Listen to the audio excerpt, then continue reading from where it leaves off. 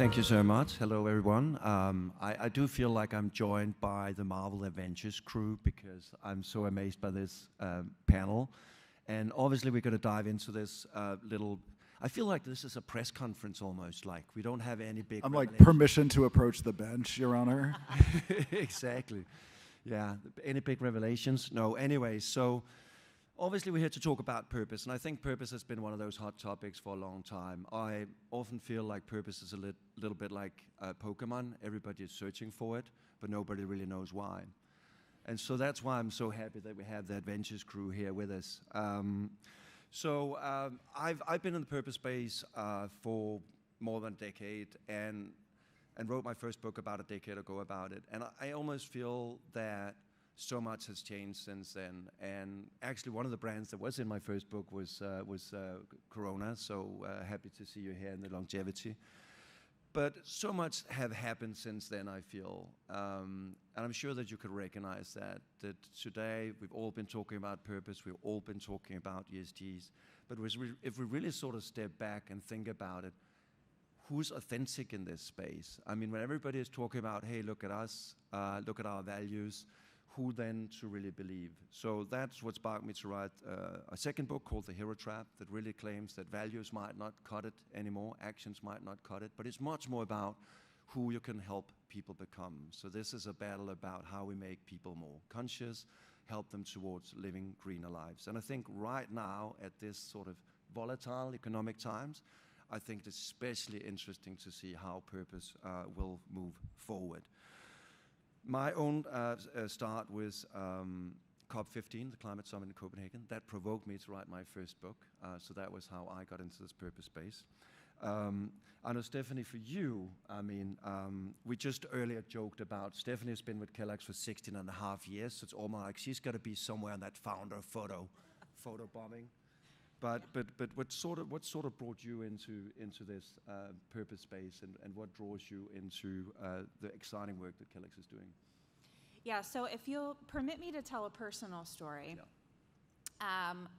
I was serving as a reading buddy for a kindergarten at a local school in our hometown of Battle Creek, Michigan. Yes, you've seen it on our box. And I was reading to a kindergartner, and as I got to know this little kindergarten girl, she started to share with me a lot of personal details. She talked to me about her favorite boots. She wore these winter pink boots all the time. Those of us in Michigan do wear winter boots a lot, but not all of the time like she did.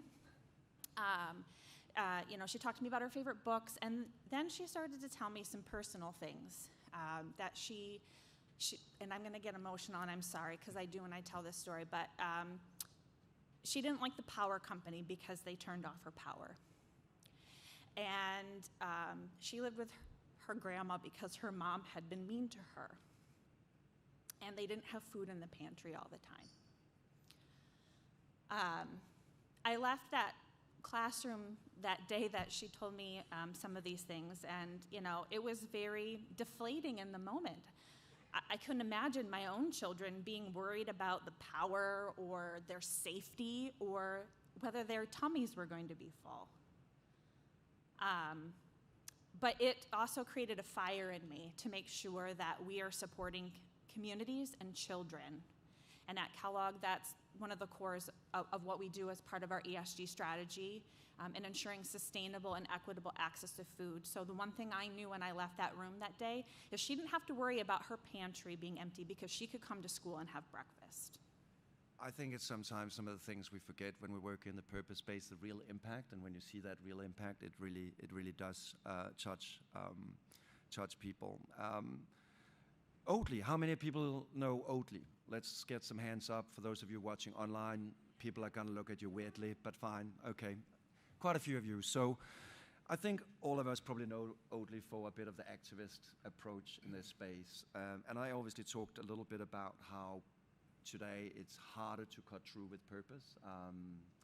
How do you manage purpose, and how do you stay relevant as an activist brand?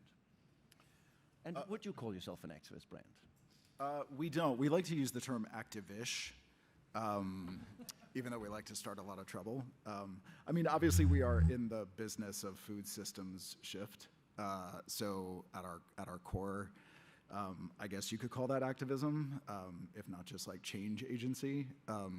In terms of how we stay relevant, I know this is like kind of semantics, but the goal for us is like not necessarily to be relevant. I feel like it's one of those things where like if you set out to be relevant, you can end up chasing bandwagons and causes du jour. But if you set out to be purposeful, you will be self-evidently relevant. And that's kind of the way that we think about it. So much so that like we actually quite rarely, at least here in the US, our European counterparts like to start a little bit more shit than we've done in the only 5 years that we've been here. But like we actually very rarely talk about our purpose. Sure, it's on the side of our pack and you can find all the information on the website, and we find interesting, discrete ways to kind of weave it into the things that we do and say. But we've actually found that like a lot of people don't want to hear us talk about it, or that they might have other reasons why they choose to drink Oatly. And so like the purpose doesn't necessarily have to be at the forefront of everything. I think especially in this like world of like what is increasingly becoming purpose fatigued, that actually the less you talk about it and the more you focus on just achieving your mission, the more successful you'll be. So we look at it like, we know what our mission is. Our mission is to convert 50% of cow's milk drinkers to oat milk to it on behalf of the planet. We don't necessarily have to say that that's our mission in order to accomplish that goal and still end up being purposeful. It was, in fact, one of the brands I had in my second book. I was lucky to interview John about it. But this shift about having a clear focus on what you actually want to achieve rather than sort of touting your own achievements, I think is quite an interesting one. Antonella, because Corona has been in this space for a long time, and you have a little disclaimer before in terms of what Corona is. But again, for someone who I feel is sort of like a godmother, godfather brand in the purpose space, how do you make sure that you align sort of this, what I often call a two-headed purpose monster, the profit and the purpose side, still to this day? And maybe the disclaimer first. Can you hear me? Yeah. There's a weird, beautiful sticker I wish everyone could see that says, "Speak loudly, get close to mic." So I'm like embracing this. That's why we all sit like this. Like leaning in the whole time. We look like psychos. Okay, there we go. Great to meet you all. Good afternoon. The big disclaimer before we start chatting is I'm responsible for Corona AB InBev owned, so Anheuser-Busch owned, which means Corona everywhere in the world except the US. So you all need to momentarily forget about every piece of advertising, packaging, or any other touch point that you've had with Corona, because in here, it's a different company, it's a different brand, everything's different. That being said, I'm Antonella, great to meet you. I'll answer your question, but I think first I really love some of what you just said, which is we start chasing like how is purpose relevant, what's relevant to the consumer, which is in itself a horrible word. And the reality is that, and in our journey, it has been so important that purpose is true to the brand. It's true to your brand. And if it's true to your brand and it's authentic to who you are and what you've come to do in this world, sell more beer, of course, but also other things, then it becomes a creative challenge of how do we materialize that to the consumer in a relevant way, which is a bit of what you were touching on. Like maybe we don't need to explain anything, but the authenticity to the brand DNA, I think, is a first filter, and then you will find a way to share it with the world in a relevant way. About the profits. Look, we touched on this the last time we talked. I think some of the kind of secret sauce of Corona and why it has been successful for us is that we've been very consistent in the what, which is we're a brand that was born at the beach. The beach is our home, and the beach is the best place on earth where you want to sit and enjoy a Corona. But if that beach is full of plastic and of like dying animals, then it's not so enjoyable, right? So it's very natural for us to be like, this is what we need to protect because this is what we call our homeland. And so because we've been working on that very consistently, ABI took the brand in 2015, and this platform existed before. So we had the ability to perfect and kind of iterate on programs that we had been doing. And I think that was a bit of the secret on finding the right way to integrate it as a business driver. So a very simple example. One of the things that we try to do a lot of ABI is how do we commercially integrate? So I want to put something in front of you that's not just beautiful creativity or a beautiful ad. It needs to be commercially integrated. How is this going to drive more sales? How is this going to help the company grow? And so one of the early things that we did was this beautiful packaging mechanic where you were buying a 6-pack of Corona, and because of this, Corona, on behalf of you, consumer, we're going to clean up 1 square meter of beach, which is it's a powerful, maybe I just like it too much, but it's a powerful thing. You're going to your beer aisle, a lot of options, and if you care about this sort of thing, just by the simple act of choosing one beer over the other, you're driving positive change. And so we did this at a very small scale, because it's, of course, expensive to clean up a square meter of beach, but then we saw the reaction from people. And they were like, the packs were gone, boom, in a second. So we iterated on that and said, okay, if people are willing to switch their beer choices, if we, do meaningful, have meaningful impact on their behalf, then how do we expand this? And so it was through a different mechanic, which is instead of cleaning up 1 square meter of beach, we're recovering from nature and recycling a plastic bottle. And we were able to do that pack for 4 months in Brazil. It finished just now. And then through our comms campaign and through the commercial integration with that pack, we just reached our historical brand power, which is how we measure brand equity in Brazil. So it's when we're able to kind of iterate and learn from those experiences and then really turn them into big platforms. So it's not a side hustle that once a year we do World Cleanup Day and take pictures. It's like at the core, that's when it becomes powerful. Stephanie, is this something you can recognize? Obviously, Kellogg's is quite a complicated portfolio, but obviously, in terms of activating the sort of better days promise across such a portfolio, how do you manage that? How do you go about it? I know you talked about course hopping a little bit earlier in the prep, Yes, and I love what you're saying about it being authentic to your brand, because when it's authentic to your brand, then it will resonate with your consumer. Yeah. Earlier this morning, there was a lot of conversation about, this conversation about purpose and profit, and there was talk about the investor community and quarterly earnings. In a house of brands like ours, there's a lot of marketers that are working also quarter to quarter. So it's not just your CFO thinking about that. It's your marketing teams too. There's a lot of, as you said, capitalizing on the latest trend. We're gonna, cool, look at this. It's happening in Twitter. Let's support this cause. Oh, tomorrow it's this. We've really worked to try to create that consistency. We've had some brands in the past that, have supported different causes from one year to the next. But what we've tried to do with our Better Days promise from a corporate perspective is creating what I call a freedom in the framework, where we're all talking about advancing sustainable and equitable access to food, but brands can get onto that platform in the way that's credible and authentic to them, and then we can all drive consistently towards something else, or something collective, so that, we're not all talking about different things. One brand's off doing this and another brand's off doing that. We collectively, as a house of brands, are still making a singular impact and allowing the brands to do that in a way that makes sense for them. So like our cereal category for many years has supported No Kid Hungry in supporting school breakfast programs. Absolutely makes sense for them from an equity standpoint in supporting breakfast and making sure that kids are having the best start to their day. So to you, Armando, because Antonella touched on this thing where how do you get the balance right? I mean, I think a beautiful example of a campaign where you get that right. I think so often we forget that commercial part of it. It just ends up being a really nice sounding purpose campaign. I mean, always what comes out from you guys has this sort of creative, exciting angle to it. So take us through a little bit of that and how you still make sure that there's a sort of commercial success behind it.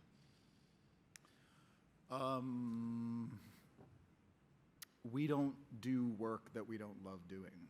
You know, it's like, and we are maybe smaller company. We're structured very differently. I myself lead a team that's called the Oatly Department of Mind Control, which is what we call marketing. That team has a lot of creative autonomy, but we also have accountability for showing up at the sustainability table, at the commerce table, at the sales table, at the innovation table, and in exchange for having a lot of creative liberty to decide where we're going to invest our media dollars, what we're going to talk about, what products we're going to support, what messages we're going to activate against. We have to show up and intimately understand all aspects of the supply chain and our agenda and our business and the market and the consumer and all of that stuff. But nevertheless, we still have a kind of code that we're like, we're not going to do a thing unless we can do it really well and unless we can do it in our own voice. And most of the time that just means we're making fun of ourselves, which is an interesting in and of itself. It's kind of an interesting Trojan horse for purpose, right? Where it's like I was saying before, like we don't come at you with the purpose message. We hook you with our irresistible charm. And then once you're in, if you know, you know.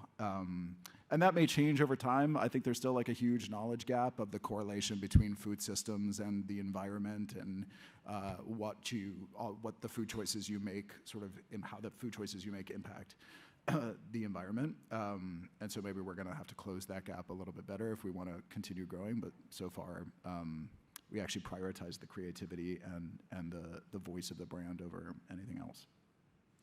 I think that's a little recommendation to all of your marketing departments. Now it's mind control department, so you can take that title for sure, right? It's not patented, is it?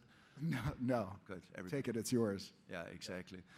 Good. So just a little closing remark. I mean, along the way, you've all been in the purpose space for a long time. If you had to give one good advice, one thing that you felt this was that thing I learned along the way, what would that be? Do you want to kick it off, Antonella? I think I know I it's tough to put you on the myself spot, you know? a lot on this, but for me, the single most important thing is that it's authentic, and then once you're in an authentic space, the consistency, because we get so distracted and so bored and with flashy new things, and let's do NFTs, let's support mental health. It's like, what? Why? So iterating on what's true to your brand and kind of perfecting there and reversing the question of, you know, why don't we do this? People don't care about the beach or plastic anymore, to why would we change for a purpose specifically? Oh my gosh, what you said just resonated with me so much. I'm feeling it right now because, you know, I've actually had, you know, marketers say to me, you know, Stephanie, purpose doesn't sell. You know, that campaign didn't work. So we're moving on to the next thing. Thank you very much. And I challenge them because it's not the purpose that didn't work. It's the mechanism or the way in which you talk to them about the purpose. Mm-hmm. And guess what? Consumers change all the time. Just because that worked yesterday, it's not going to work tomorrow. So it's not necessarily the purpose that's the problem. It's how we're talking about the purpose that needs to change and evolve with our consumers. And if we want to stay credible and authentic, we have to stick with what we believe our purpose is and adapt to the world around us and how we're engaging with people in that purpose. Fantastic, and you got 1 minute. You got 1 minute. I'm really when I was passionate about this thing. I'm sorry. I told you it was the Adventures crew. You know, we got a lot of fighting up here on stage already. When I was at my last job at Vox Media, that's Vox with a V, I produced with Ben & Jerry's a podcast about the history of systemic racism in America, and it was about a week before the launch, and I called who was my client, the head of marketing at Ben & Jerry's, and I said, hey, Jay, I'm just realizing, like, we're launching this thing in a week, and there's probably going to be, like, a lot of, like, polarizing conversation on social media. Should we set up some sort of a war room? And he was like, what are you talking about? I was like, well, in the first few days, we should be, like, listening to what people are saying. We should be in a position to react because they're probably going to come at you. And he was like, oh, Armando, like, no, we pretty much assume that 50% of people are going to hate everything we do. that's the lesson. Like, Great. So if you get lost in the Pokemon maze, here are three very good answers in terms of navigating that trouble. Thank you so much for joining today, and good luck on the purpose journey.